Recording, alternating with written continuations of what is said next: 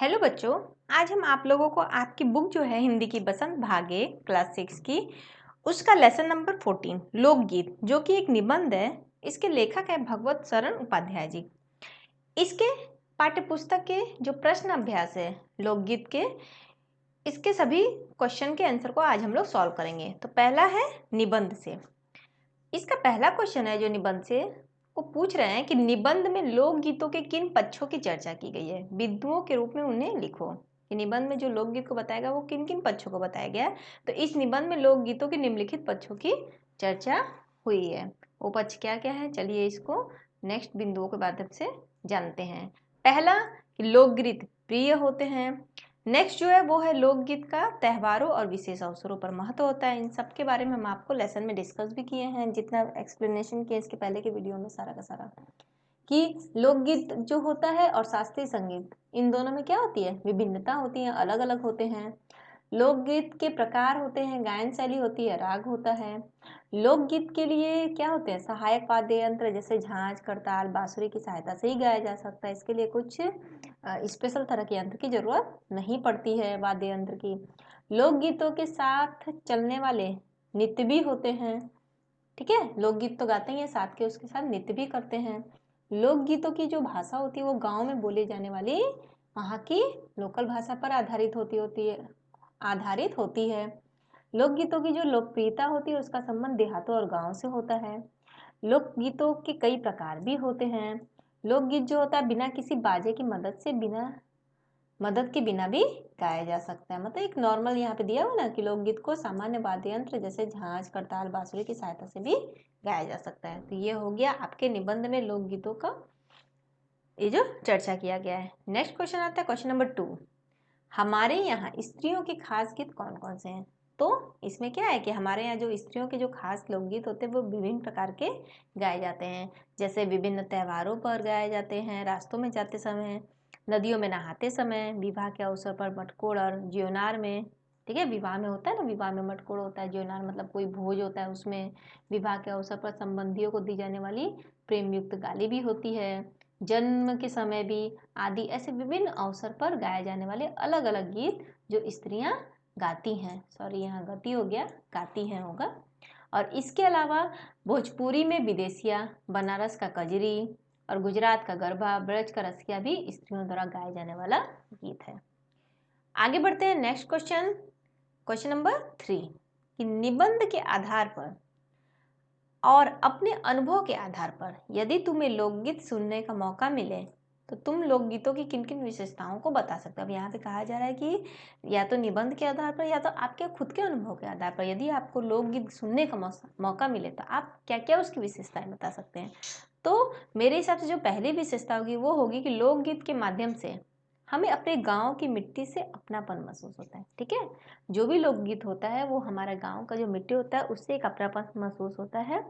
तो पहला जो विशेषता है ये है। दूसरा जो है कि लोकगीत जो होता है वो पुरुषों और स्त्रियों दोनों द्वारा गाए जा सकते हैं। तीसरा होता है कि लोकगीत जो होता है सामान्य ढोलक या मंजीरे की सहायता से भी गाया जाने वाला गीत है। चौथा है कि ये यंत्र आसानी से बाजार में भी मिल जाते हैं जैसे ढोलक और मंजीरे।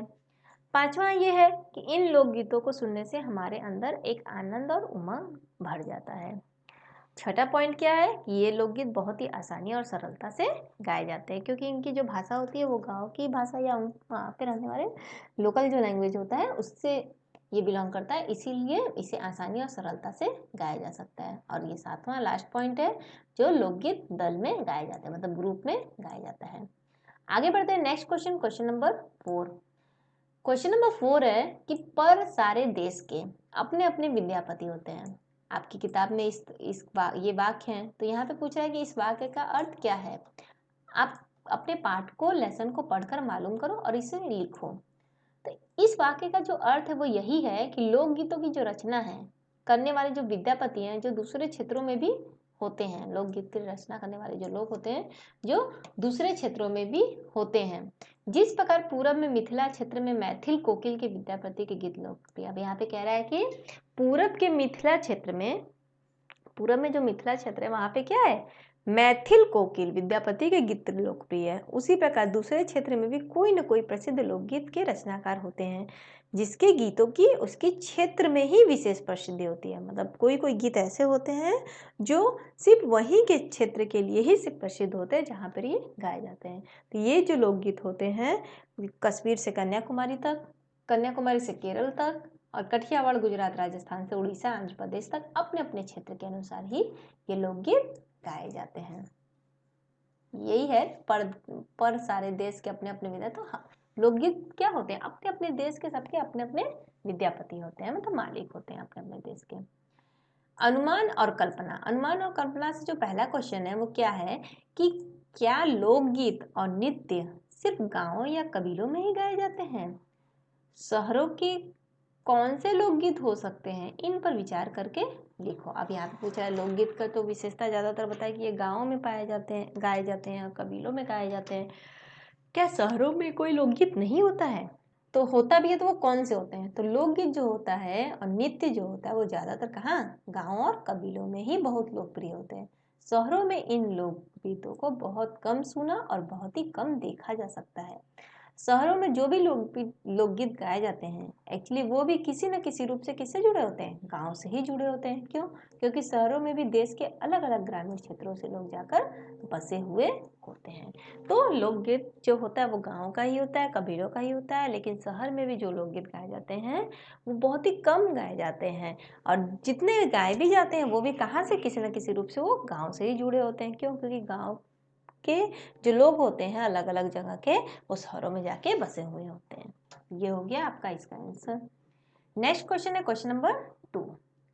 क्वेश्चन नंबर 2 जो पूछ रहा है वो है कि जीवन जहाँ इठला इठला कर लहराता है वहाँ भला आनंद के स्रोतों की कमी हो सकती है? अब यहाँ पे कह रहा है कि जहाँ पर जीवन बहुत ही खुशहाल होता है वहाँ पे आनंद के स्रोतों की कमी नहीं हो सकती है। उद्दाम जीवन के ही वहाँ के अनंत संख्यक गाने प्रतीत हैं। अब क्या तुम इस बात से सहमत हो, विदेशिया नामक लोकगीत से कोई कैसे आनंद प्राप्त कर सकता है और वे कौन लोग हो सकते हैं जो इसे गाते हैं और सुनते हैं? इसके बारे में जानकारी प्राप्त करके अपने कक्षा में सबको बताओ। अब यहाँ पे विदेशिया के बारे में पूछ रहा है कि इस तरह के लोकगीत से कोई आनंद कैसे प्राप्त कर सकता है, और अगर आनंद प्राप्त करता है तो वो लोग कौन से लोग हो सकते हैं जो इसे गाते हैं और इसे सुनते हैं। इसके बारे में जानकारी प्राप्त करके आपको अपने क्लास में बताना है। चलिए इसके आंसर के बारे में जानते हैं। हाँ, पहले का आंसर पूछ रहा था ना, क्या तुम इस बात से सहमत हो? तो हाँ, मैं इस बात से सहमत हूँ कि जो लोकगीत होती है वो गाँव के ही उन्मुक्त चर्चा के प्रतीक, मतलब गाँव का जो प्रतीक है, गाँव में ही गाया जाता है, वहीं से ये लोकगीत बनाए जाते हैं, इसीलिए ये गाँव के ही उन्मुक्त चर्चा के जो है प्रतीक है। आप किसी भी लोकगीत से आनंद प्राप्त कर सकते हैं यदि आप वहाँ की भाषा से थोड़ा सा भी परिचित है। अगर आपको किसी गांव के बारे में, वहाँ की लैंग्वेज के बारे में अगर थोड़ा सा भी नॉलेज है तो आप वहाँ के लोकगीत को सुनकर आप आनंद ले सकते हैं। जिन लोगों को भोजपुरी की भाषा की जानकारी होती है वे विदेशिया लोकगीत को सुनकर आनंद प्राप्त कर सकते हैं। ठीक है, इन लोकगीतों में रसिक प्रियाओं की बात होती है। इससे परदेसी प्रेमी और करुणा का रस बरसता है। ये जो विदेशिया गीत होती है उसके बारे में यहाँ बताया जा रहा है। नेक्स्ट क्वेश्चन है भाषा की बात।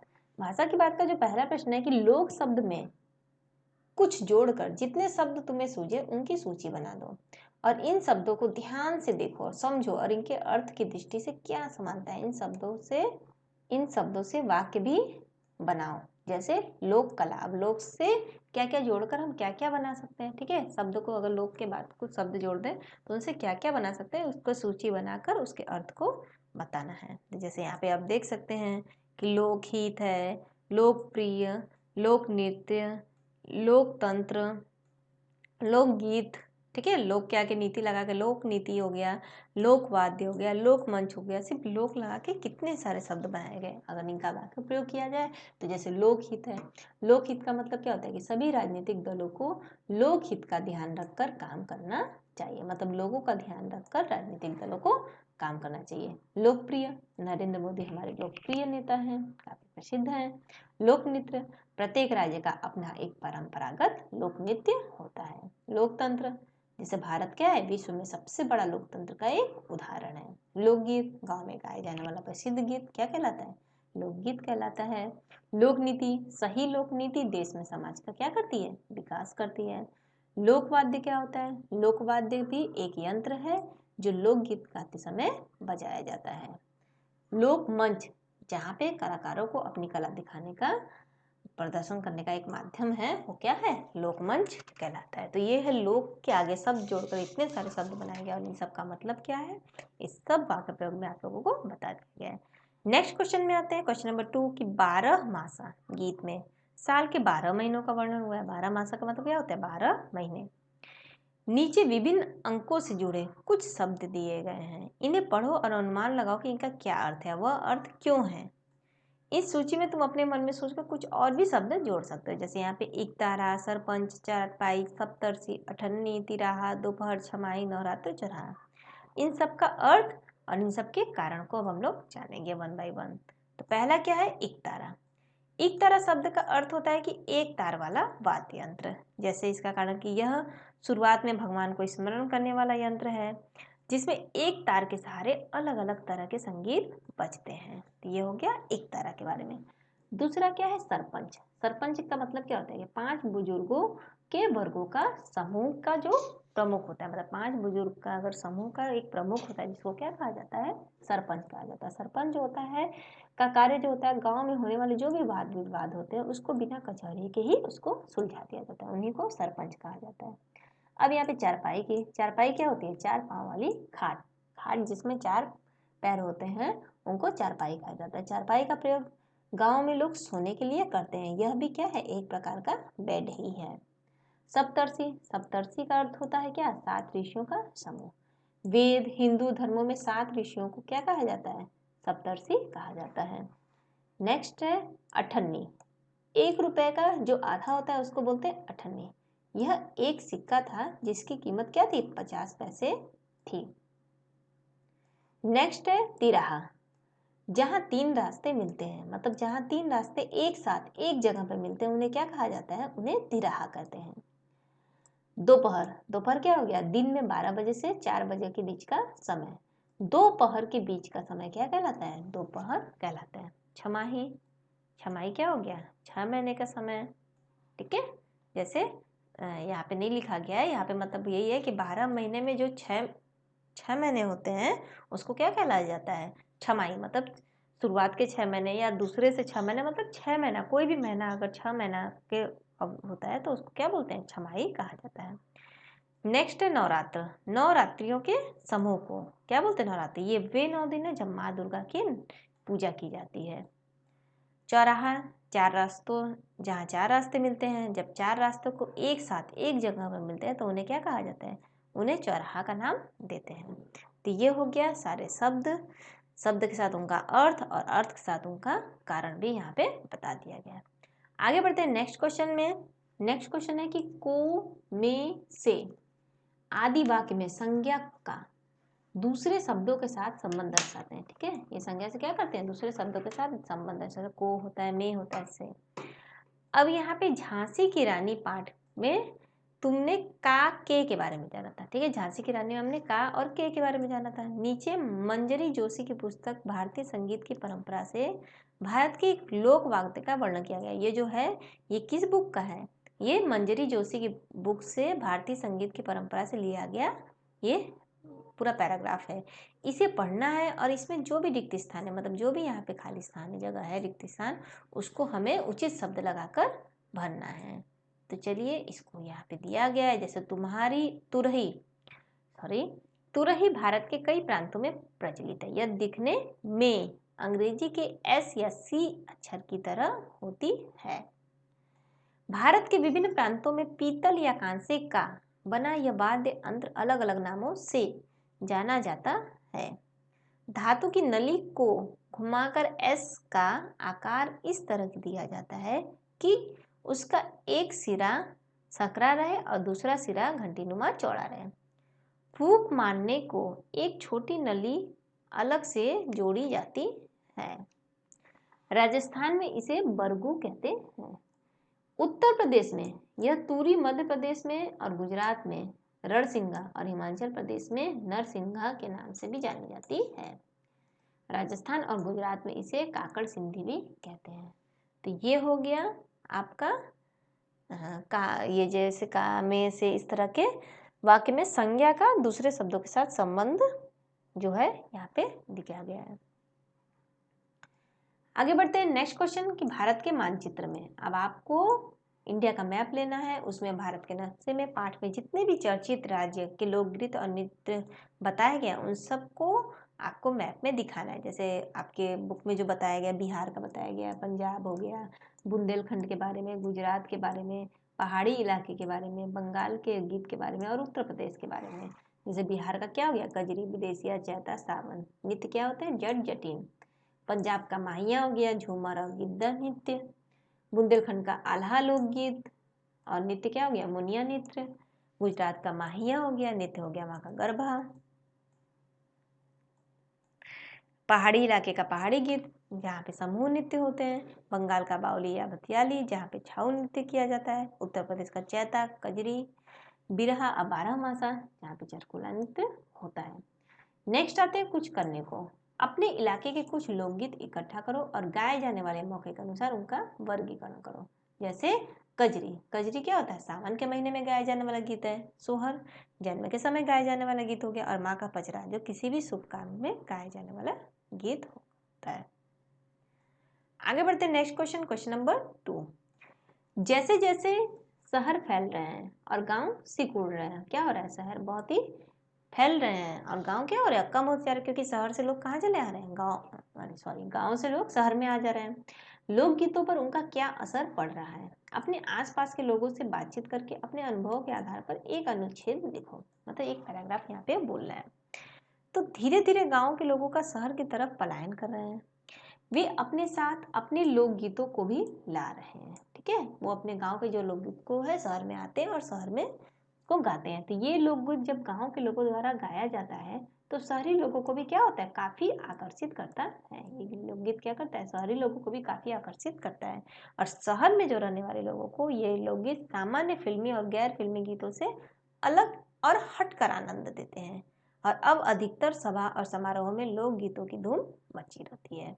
तो ये हो गया कि जैसे जैसे लोग शहर में आ रहे हैं, गांव सिकुड़ रहे हैं, तो लोकगीतों पर ऊपर यही असर हो रहा है। आगे बढ़ते हैं next question, question number 3। Radio और टेलीविजन के स्थानीय प्रसारणों में एक नियत समय पर लोकगीत भी प्रसारित होते हैं। इन्हें सुनो और सीखो। तो छात्र इन्हें खुद स्वयं सुनकर और सीखने का प्रयास करें। तो ये हो गया लोकगीत का सारा का क्वेश्चन आंसर। आशा करती हूँ कि आपको ये सभी क्वेश्चन आंसर समझ में आए होंगे। अगर अच्छा लगा तो वीडियो को लाइक करें, चैनल को भी सब्सक्राइब करें यदि अभी तक नहीं किया। जिन्होंने किया उनको बहुत बहुत धन्यवाद। आपको इसी तरह आगे भी वीडियो मिल जाएगा। और यदि आपको यह टेक्स्ट के रूप में चाहिए तो आप हमारे वेबसाइट www.educationforindia.com में भी विजिट करके इसे टेक्स्ट के रूप में भी ले सकते हैं। और इसका जो लिंक है वो नीचे डिस्क्रिप्शन बॉक्स में आपको मिल जाएगा। और इसका जो फुल एक्सप्लेनेशन है आप हमारे चैनल के प्लेलिस्ट में जाकर क्लास 6 हिंदी में जाकर आप इसे पूरा एक्सप्लेनेशन को सुन सकते हैं। और बाकी के भी जो लेसन है उनके भी सारे क्वेश्चन आंसर और एक्सप्लेनेशन को आप समझ सकते हैं। तो हमारा वीडियो देखने के लिए बहुत बहुत धन्यवाद।